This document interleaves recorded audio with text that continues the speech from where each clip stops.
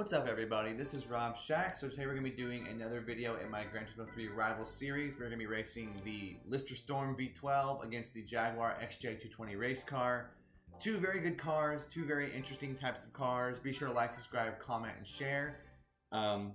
Yeah, enjoy the video. Help me get to 1,000 subs. We're trying to get to 1,000 by the end of the year. So, and it's 2021 as of this recording. So we're hoping to get there. This video is an idea from Gary Mcevilly. So thank you for the subscriber suggestions. I like them.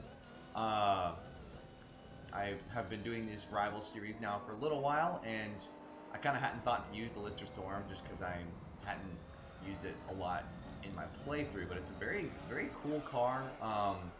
Its tire wear is very bad. That's the thing I always remember about using this car is the tires wear out really fast in this car. I think it's because it's really heavy. But it's a very beautiful car, very British looking with the yellow and green. You know, they got that OG green that's on all the old British cars back in the day. So they really made this car look great. I just totally botched that braking point. Don't mind me on that one. That was not the car's fault. So yeah, it's a good car, good sounding car. I always, whenever I see the Lister Storm V12 race car, I always think about how the original Gran Turismo 2 had the Lister Storm V12 road car in the game, and they just kind of got rid of it, and it really annoyed me that they did that. I wish they didn't do that because it's such an easy car to add to the games. Just add the road going version of this legendary British race car. Like, that was so unique that they put that in there. Gran Turismo 2 was so unique in that there were so many cars like this that were in the game in 2 and they never came back, or they came back years and years and years later. But the Lister Storm V12 road car is yet to come back. I still kind of hope it will at some point. But now we're talking about the race car. So yeah, handling of this car is interesting. Kind of a little bit, the Lister and the Jaguar XJ220 to me are very powerful cars that kind of are hard to control. Even though I drove that first corner horribly, I'll redeem it when I get back over there at the beginning. Just as I go through all these tight corners, I'm noticing this car really struggles to stay under control. Definitely has a lot of power though, so that's kind of the thing that I think you're gonna have to trade with it. Is this car is one of those cars that you use to compete with other cars that are in the 900 horsepower fully tuned situation. You know, there's a lot of cars in the game that get to that power, and so this car is one of those ones where you're like, it's going to be a harder car to control, but it's going to be fun once you get the hang of it, once you get the handling down. With this car, it seems like the brakes are really, really good. Like, I braked way too late on that last corner there, and I totally made it. The reason why I missed that first corner was because I just wasn't really paying attention and let off the brakes, and that was, you know, my bad. But with this car, I'm like, yeah, this thing is kind of really has some fantastic brakes. Again, great sound effects in this car.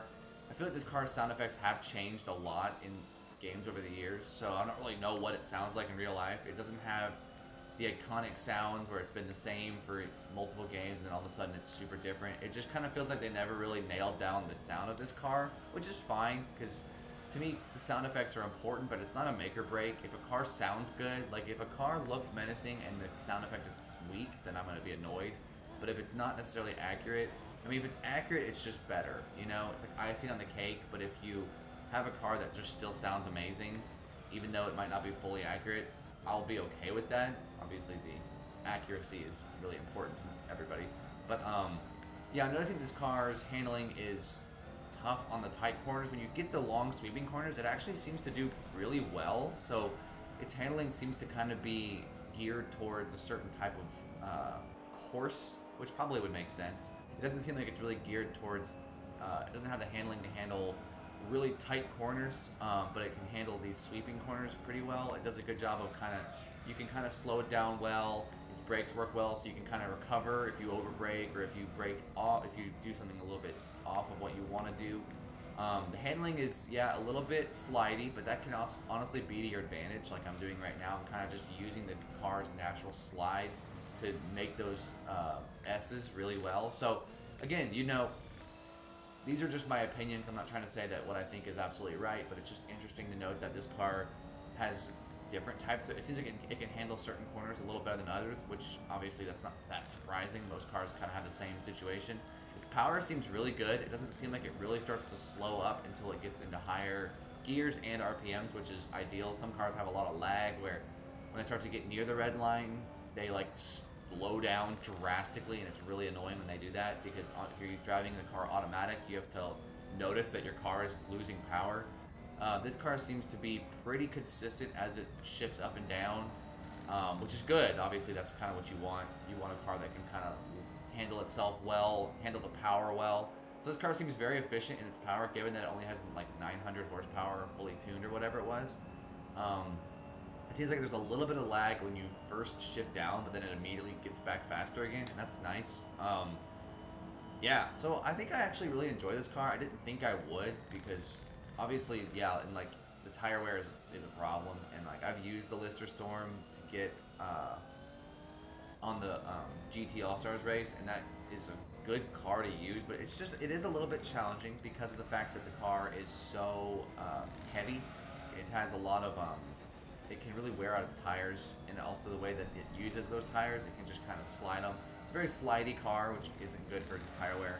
You know, not like the Castrol Mugen NSX where it just like stays gripped super well, so you get no unnecessary wearing of the tires. This car seems like it definitely is slidey, so like maybe you should put on heavier tires. That might do the trick, but it's definitely a good car. Pretty and very fast.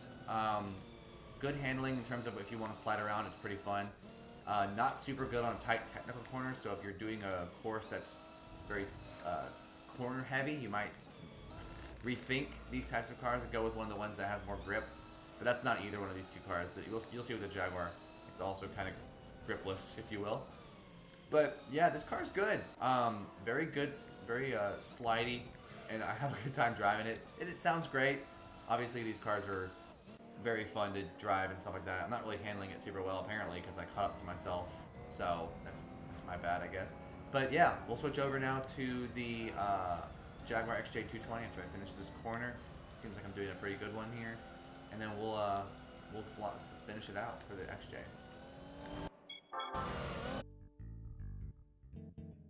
Alright, now we are moving on to the Jaguar XJ220 race car. This is the car that at one point set the record for the fastest car, top speed wise, in existence, but it's not now, obviously. It was back in the 90s. It's a very good car, very iconic car in the Jaguar, or in Jaguar and also in Gran Turismo. This car sounds great, honestly. It sounds kind of like, I don't know what it sounds like. What car sounds like. If you can think of what it sounds like, let me know. I'm thinking of a Gran Turismo 2 car and I can't remember right now. So, Jaguar XJ220 race car, a car that has been around since GT2. Slightly different aesthetic in this game. It looks a little different. In 2, it's much more generic, and then I think in 4, 5, and 6, it actually gets a little bit more detail, because this is a real car, I'm pretty sure. But they have it, obviously, they have the generic livery on it, because they don't want to have copyright infringement when they use cars incorrectly. So let's see how we do here. Again, this car, I always overshoot that first corner. Apparently that's like a tradition here, is always to overshoot that first corner. This car seems to be a little bit less efficient in the power. You can definitely notice when it's getting higher in the RPMs, it does slow down, unlike the Lister Storm, so that's an interesting little point. I'm feeling that this car's handling is a lot better. It just seems way more gripped to the road. I'm noticing that I can take corners a lot more confidently. You know, again, you have more fun sliding around with the Lister Storm, but I think overall you might want to. This car seems way more handled. Top speed wise, this car is decent. I just did a video last week where I have the Win series on this car, so that was it wasn't as fast as I was expecting. It only went to 237 back then, so we'll see if I can handle the car a little bit better. Can I get it a little higher? I'll see with the Lister Storm what that is too. But once this car goes off the road, it seems like it really struggles, but, I mean, shouldn't they all? But, like, this car seems much more, I'm able to take turns a lot more confidently. It doesn't slide out nearly as much. It does a little bit. I'm not saying it doesn't. These two cars, the Lister and the Jaguar, definitely are power-heavy cars that will slide around. They kind of have a menacing approach, menacing sound, and they're not as, like, you know, handling focused like the NSX or the Supras or anything like that, but This car definitely has a little bit more handling, but yeah, I'm noticing just as it accelerates, it shifts down. It's only a 5-speed. That's, I think, why it does this. Since it's a 5-speed, the lower it is in the RPM, the worse the turbo is. There's a noticeable turbo lag, and so when you first shift down to a lower gear or a higher gear with a lower RPM, you will notice a drop in power, and it slowly accelerates back into a more reasonable area. That type of stuff is really frustrating to me. And obviously, yeah, you can modify the gears to make it not do that as much. You can like have that turbo lag on the lower gears where you don't notice it as much. And on the last gear, you make it a much shorter gear so it stays higher in the RPMs faster and all that stuff. But like to me, you shouldn't have to do that. Like that's just a sign of it being an older car. It's not terrible, but it's just a little bit older, so it has that lag. And that is something that will be noticed if you're driving certain cars on certain races.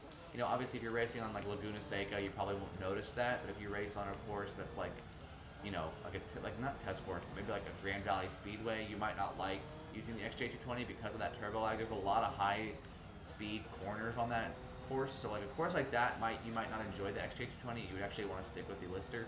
I think overall the Jaguar is a better car just because, again, handling is so important in a game like this.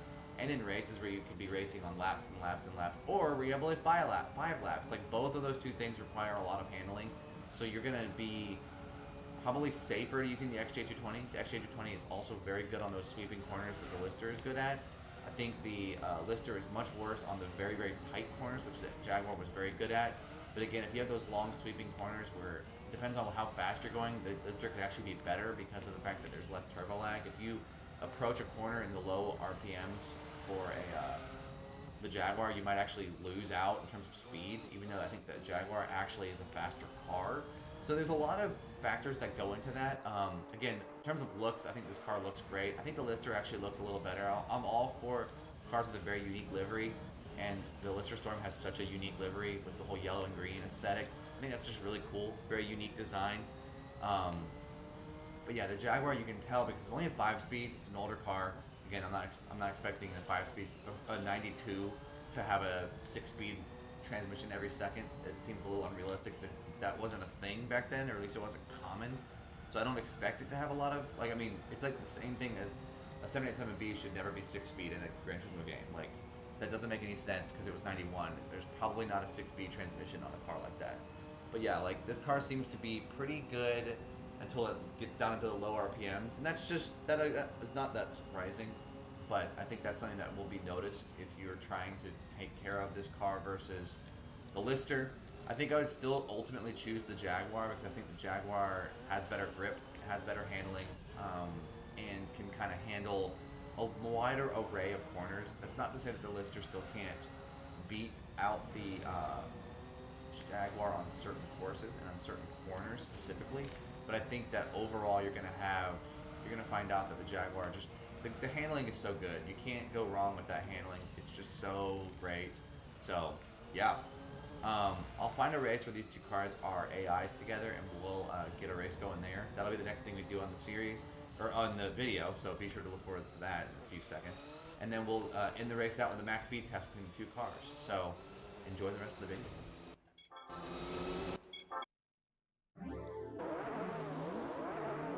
Right, here we go. I decided just to use the Lister Storm V12 in a race against the XJ220.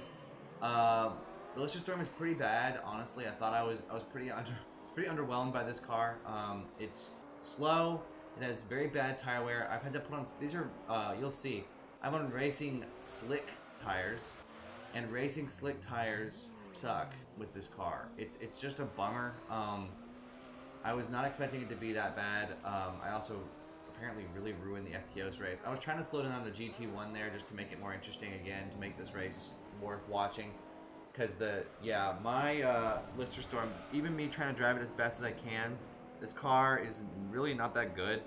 I can see why it didn't win like anything in its day, because I'm like, yeah, this car like cannot stay under control. It slides, it has very bad grip, very bad handling. It can do some corners well, but it's like very selective about what corners it does well. Meanwhile, the XJ220 is just destroying everybody. The XJ220 destroys this whole race, completely obliterates everybody. The GT1 was having a really hard time this race, though, so that's at least some redeeming factor here. But, yeah, the Lister Storm is rough. I had to put on racing slicks tires, which are supposed to last a lot longer, and they lasted 8 laps, and I had to pit on the 8th lap. And the XJ220 pitted on the 7th with mediums. So that's, like, kind of bad.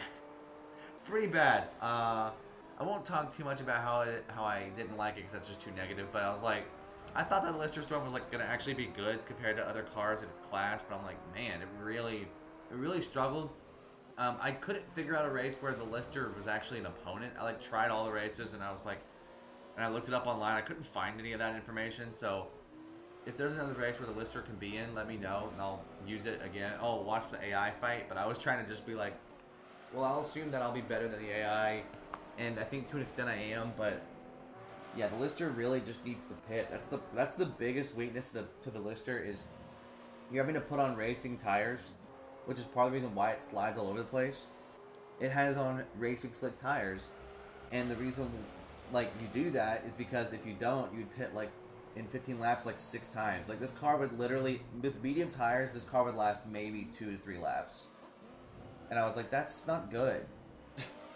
Like I had to upgrade the tires so much just to make it so that it could be remotely viable with the other cars in this series. And so I mean, I'll just show the XJ220 here going down the straightaway. It'll brake, it'll be probably significantly faster than me. It's going 165 with draft, sorry. With draft I'm gonna get up to, we'll see what I can get up to, 162. So that's what I'm talking about. It's not very good. I'll finish this race out because the GT1 is hilarious this race, but know that the Lister Storm is not very good and the XJ220 is way better. I honestly may use the XJ220 again in another video because I was like, that wasn't even close. That wasn't even a fair competition. The Lister Storm is pretty bad. So yeah, I'll let the race go. It's pretty funny. Enjoy the GT1 spinning and AI failing all over the place, because he does. So, y'all are great. Peace!